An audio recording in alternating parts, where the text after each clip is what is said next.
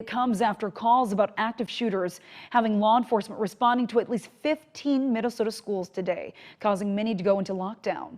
Every one of those calls turned out to be fake.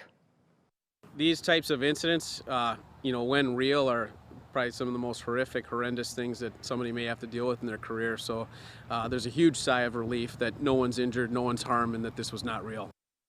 The Minnesota Bureau of Criminal Apprehension saying that those calls spanned across the state from Bemidji to Austin. Those fake active school shooter calls were made to local schools as well in Austin, Albert Lee, and Rochester high schools.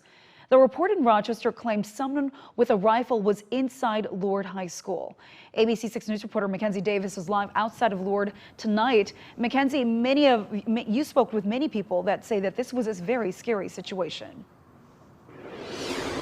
Yeah, Laura, definitely a scary situation happening at multiple schools in our area. This term being called a swatting call or hoax is being used in these situations that we saw here in Rochester. And not only here, we saw Austin and Albert Lee, as you said. But this is such a scary situation for students, teachers, and parents and families as well. But lots of them say they're happy that this did not turn out to be a reality.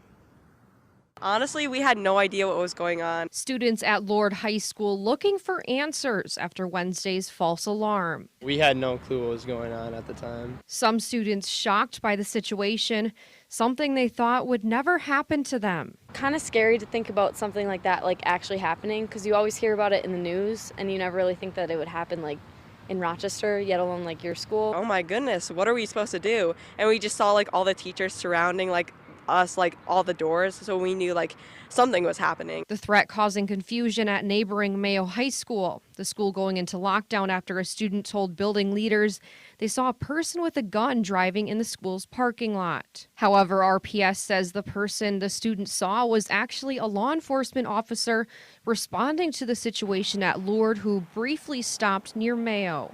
About 25 miles to our west, Austin High School was also placed on lockdown. As a mother, I panicked. I jumped in my car and I drove straight to the school in hopes that it was going to, in fact, be a prank. Austin police did not find a shooter, but students and parents say it was a traumatic experience. I've talked to several parents where it was, the initial reaction was fight or flight, I need to go get my kids and I need to go get them now. Heather Geerts with Zumbro Valley Health Center says what causes the most fear for people is the unknown. Because when you have the unknown, you create your own next steps, right?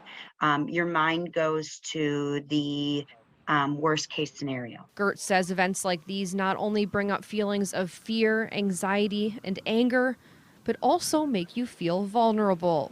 It makes you think of what could happen. Now, Geerts' advice is to ask your children how they're feeling after today and to validate the feelings that they might be feeling, because today was definitely a scary situation for a lot of them. And of course, if you need to seek help, it's available. Laura.